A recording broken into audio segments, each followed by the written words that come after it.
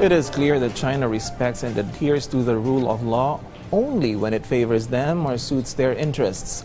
And last week's apparent harassment in the Ayungin Shoal that has elicited international condemnation and intensified China's denial and rejection behooves the president and his government to abandon the appeasement policy of his predecessor.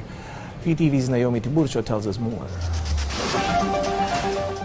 Chinese ambassador to the Philippines, Huang Xilian, was summoned by the President Ferdinand R. Jr. in Malacanang yesterday. This following China's actions against the Philippine Coast Guard and Filipino fishermen in the West Philippine Sea. In the statement of the Chinese embassy, it said that Ambassador Huang and President Marcos Jr. discussed how to improve dialogue and communication, as well as the management of maritime differences between the two countries. Last February 6, a China Coast Guard ship pointed military laser light toward the Philippine Coast Guard ship while performing a resupply mission at the Ayungin Shoal, causing temporary blindness to some PCG personnel aboard. The Department of Foreign Affairs has filed a diplomatic protest following this. According to DFA, the action was a threat to the sovereignty and security of the Philippines and a violation of the sovereign rights and jurisdiction of the country in our exclusive economic zone. U.S. State Department spokesperson Ned Price in a statement said any aggression to the Philippines armed forces,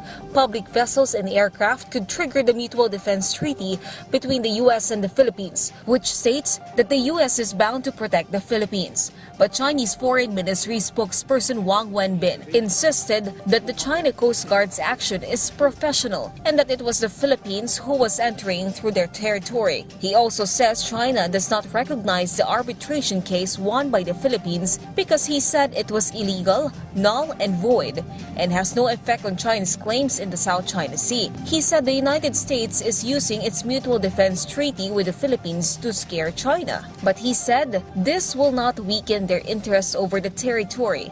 Meanwhile, Canada, Japan, and Australia all express support for the upholding of peace and compliance with the international law. Naomi Tiburcio, for The Nation.